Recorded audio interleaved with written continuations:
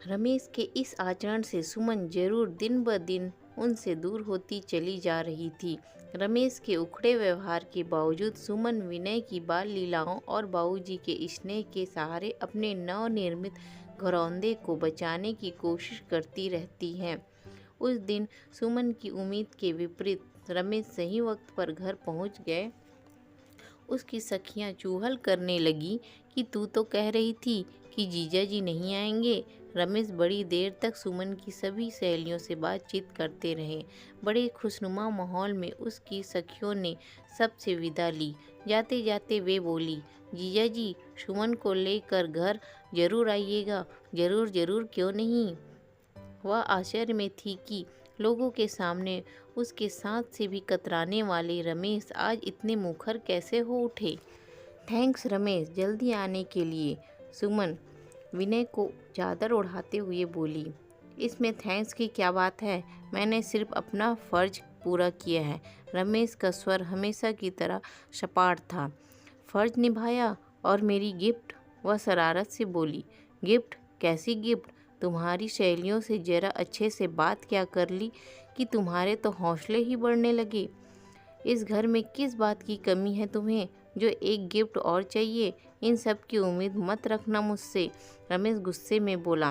क्यों, मैंने ऐसी कौन सी बात बोल दी जो इतने लाल पीले हो रहे हो? पहली बार जबान खोली थी उसने। आवेश में उसकी आवाज़ कांपने लगी।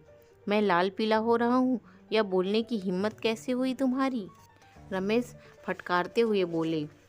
रमेश, सब्र की भी कोई सीमा होती है। 6 माह से मैं लगातार आपका मन जीतने और आपको सामान्य महसूस कराने की कोशिश कर रही हूँ, लेकिन आपने तो जैसे खुद को एक पिंजड़े में कैद कर लिया है। न खुद बाहर निकलते हैं और न मुझे अपने करीब आने देते हैं। दीदी के जाने का सदमा सिर्फ आपको ही नहीं, हम सबको हुआ है। अब तो इस पिंजड़े की दीवारों से टकराकर मैं लहूलुहान हो चुकी हूँ। अब इससे ज़्यादा मैं नहीं सह सकती। आपके इस रवैये को देखकर तो मैं कभी का घर छोड़ चुकी होती, लेकिन बाबूजी के स्नेह ने मुझे ऐसा करने नहीं दिया। आप मुझे सह नहीं पा रहे हैं इस घर में, तो मैं यह घर छोड़ दूंगी। कल सुबह मैं मुन्ने को लेकर माँ के यहाँ जा रही हूँ। सुमन की आवाज़ थरथराई। वह धम से पलंग पर बैठ गई।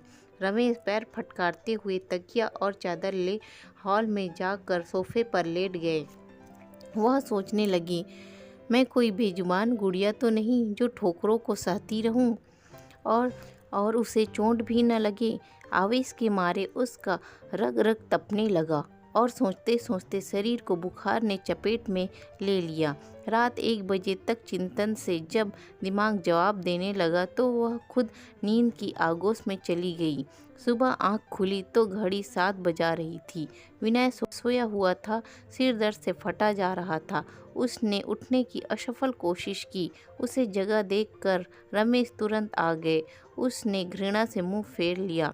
ओह, तुम्हें तो बहुत तेज बुखार है। रमेश उसके तपते माथे पर हाथ रखते हुए बोले।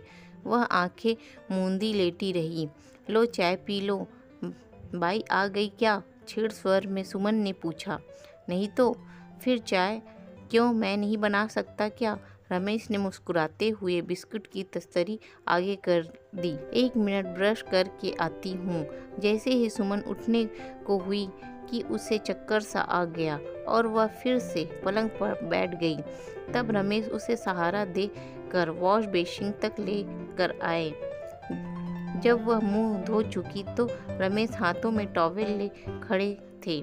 वह चाय पी कर लेट गई। रमेश उसके सिरहाने ही बैठ गए।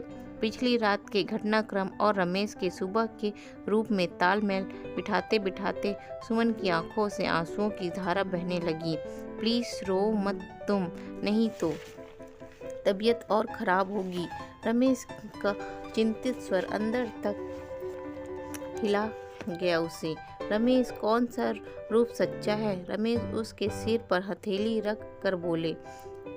कल के लिए सॉरी सुमन, मैं सारी सीमाएं तोड़ गया।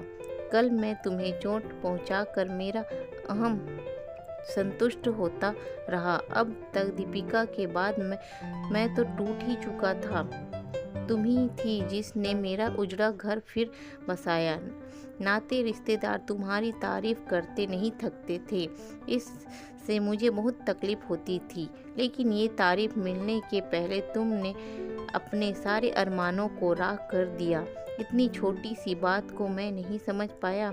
हर रोज़ छोटी छोटी बातों पर तुम्हें अपमानित करके भले ही मैं थोड़ी देर का संतोष पा लेता था, लेकिन अपनी यह हरकत मुझे ही कटोरती रहती थी। आखिर इतना बुरा तो नहीं हूँ मैं। हाँ, मैं अपनी कुष्ठा तुम पर निकालता रहा। तुम्हारी तपस्या को कभी देख ही नहीं। कल तुमने घर छोड़कर जाने की बात की तो मैं बर्दाश्त नहीं कर सका। एक पल को रमेश रुके, फिर बोले, सुमन, तुम्हारे बिना अब मैं अपने जीवन की कल्पना भी नहीं कर सकता। यह सब सुनकर सुमन उसे अपलक देखती रही। तभी दरवाजे के बाहर बाबूजी की आहट पाकर रमेश एक झटके में उठ खड़े हुए। बेटा, डॉक्टर साहब से बात हो गई है, वह आधे घंटे में क्लिनिक पहुंच जाएंगे। सुमन बेटा, तुम विनय की चिंता मत करना, वह मेरे पास खेल रहा है। जी बाबूजी, हम लोग अभी तैयार हो जाते हैं, सुमन ने कहा। सुनो, तुम कपड़े बदल लो, हमें 10 मिनट में निकलना है। हाँ, सुमन का स्वर आश्वस्त था। पलंग से उठकर सुमन ने मेज पर देखा तो लखनवी कढ़ाई वाला आसमानी रंग का सूट रखा था और पास में ही थी लाल गुलाब की ताजी कली। सुमन सोचने लगी कि वह कहीं कोई सपना तो नहीं देख रही है। डॉक्टर के क्लिनिक से लौटते समय उसने रमेश से पूछा, ऑफिस के लिए लेट हो रहे हो ना? नहीं, आज छुट्टी ले ली है। यह सुनकर वह बड़ी आश्वस्त हुई। हल्के से मुस्कुराते हुए यह विचार उसके दिलो दिमाग में घूम गया कि रमेश ने उसे भले ही कोई कीमती उपहार ना दिया हो, पर जन्मदिन का इस प्यार से बढ़कर तोहफा और क्या हो सकता है।